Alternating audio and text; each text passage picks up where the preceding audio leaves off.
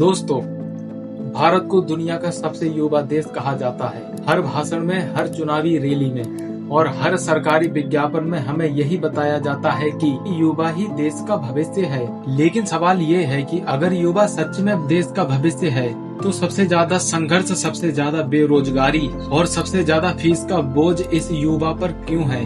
आम मध्य वर्गीय या गरीब परिवार का बच्चा जब 12वीं पास करता है तो उसके पास सपने होते हैं। कोई इंजीनियर बनना चाहता है, कोई सरकारी नौकरी करना चाहता है, तो कोई अपने परिवार की गरीबी खत्म करना चाहता है। लेकिन जैसे ही वो कॉलेज में कदम रखता है तो उसे समझ में आने लगता है यह सिस्टम उसके सपनों का सपोर्ट करने के लिए नहीं, बल्कि उसकी मजबूरी से पैसे कमाने के लिए बना है। और सबसे दुखद बात, इस पूरे सिस्टम को इतने नॉर्मल तरीके से पेश किया गया है कि अब छात्रों को लगने लगा है कि शायद यही जिंदगी है। लेकिन नहीं दोस्तों, आज हम इस वीडियो को पूरी टेक्नोलॉजी के साथ समझेंगे। कैसे शिक्षा, सेमेस्टर सिस्टम और स्कॉलरशिप के नाम पर देश के यूथ को कैसे एक अंतहीन चक्कर में फंसाया जा रहा है। पहले ज्यादातर यूनिवर्सिटी में एनुअल सिस्टम हुआ करता था, यानी साल में एक बार एडमिशन, एक बार फीस और पूरी साल पढ़ाई। परिवार के पास भी समय होता था अगली फीस जमा करने का। फिर धीरे धीरे आया सेमेस्टर सिस्टम। कहा गया कि पढ़ाई आसान होगी, स्टूडेंट पर बोझ कम होगा और शिक्षा मॉडर्न बनेगी। लेकिन ग्राउंड रियलिटी क्या निकली? पढ़ाई आसान हुई या नहीं, लेकिन खर्चा दोगुना जरूर हो गया। अब हर 6 महीने में नया एडमिशन, नया री रजिस्ट्रेशन, नई फीस, नया फॉर्म और नए डॉक्यूमेंट्स। यानी छात्र अभी पिछली फीस के तनाव से बाहर भी नहीं निकलता कि अगला सेमेस्टर उसके सामने खड़ा हो जाता है। और ध्यान देने वाली बात यह है दोस्तों, गरीब परिवारों की 6 महीने में कमाई नहीं बढ़ती, लेकिन कॉलेज की फीस हर 6 महीने में जरूर आ जाती है। कई छात्रों का आधा समय पढ़ाई में नहीं बल्कि साइबर कैफे की लाइन में और फीस जमा करने में, दस्तावेज बनवाने में और पोर्टल ठीक करने के इंतजार में निकल जाता है। डिजिटल इंडिया की बात तो बहुत होती है, लेकिन लाखों छात्र आज भी सिर्फ एक OTP का इंतजार करते हुए साइबर कैफे में बैठे रहते हैं। अब आते हैं इस कहानी के सबसे गंभीर हिस्से पर, स्कॉलरशिप सिस्टम। अगर यहाँ उत्तर प्रदेश की बात करें तो यहाँ लाखों छात्र सरकारी और प्राइवेट कॉलेजेस में पढ़ रहे हैं। इनमें से एक बड़ा हिस्सा ऐसे छात्रों का है जो सिर्फ एक उम्मीद पर एडमिशन लेते हैं, स्कॉलरशिप आएगी तो घर वालों का बोझ कम हो जाएगा।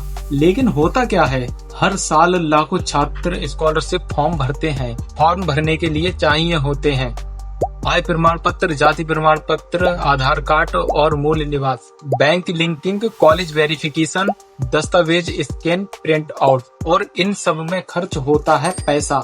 एक छात्र औसतन 150 से 200 रुपए खर्च कर देता है। अब जरा असली गणित समझिए। मान लीजिए 30 लाख छात्रों ने स्कॉलरशिप के लिए आवेदन किया। अगर उनमें से 80% छात्रों को स्कॉलरशिप नहीं मिलती तो इसका मतलब है 24 लाख छात्रों ने फॉर्म तो भरा, लेकिन बदले में मिला सिर्फ एक मैसेज, रिजेक्टेड, टेक्नोलॉजी एरर या फिर बजट एग्जिस्टेड।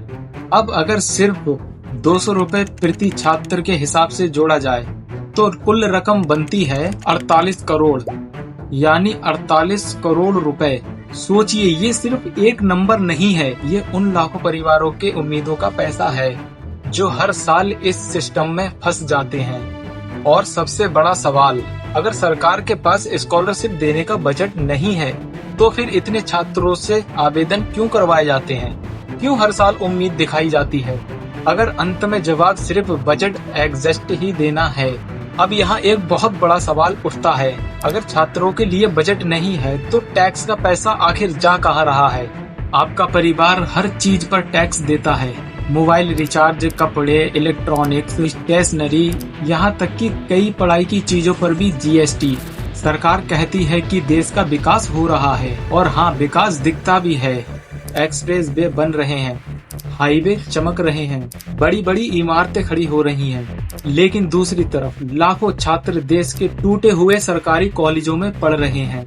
कई कॉलेजों में लैब नहीं है, इंटरनेट नहीं है, पुराने कंप्यूटर, गंदी बिल्डिंग और बेसिक सुविधाएं तक नहीं है। तो सवाल ये है, क्या सिर्फ सड़कें चमकाने को विकास कहा जाएगा अगर उसी सड़क पर चलने वाला युवा अंदर से टूट चुका हो? और यही कारण है देश के सबसे होनहार छात्र विदेश चले जाते हैं। इसे कहते हैं ब्रेन ड्रेन, क्योंकि इन्हें अपने देश में ना रिसर्च के अवसर मिलते हैं, ना ही संसाधन, और कई बार तो सम्मान भी नहीं मिलता।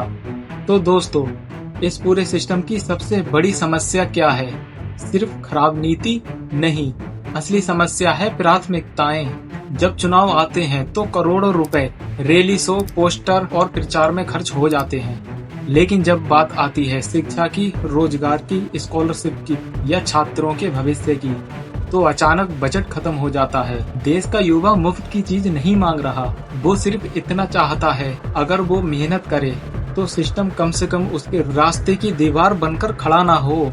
और जब तक इस देश में एजुकेशन, एम्प्लॉयमेंट और ग्राउंड लेवल डेवलपमेंट असली चुनावी मुद्दे नहीं बनेंगे, तब तक छात्र इसी तरह फीस, फॉर्म और बजट एग्जिट के चक्कर में फंसा रहेगा। आपको क्या लगता है, क्या हर 6 महीने में एडमिशन और फीस लेने का सिस्टम सही है? और क्या हर योग्य छात्र को स्कॉलरशिप मिलने का अधिकार नहीं होना चाहिए? अपनी राय नीचे कमेंट में जरूर दें। जय हिंद, जय भारत।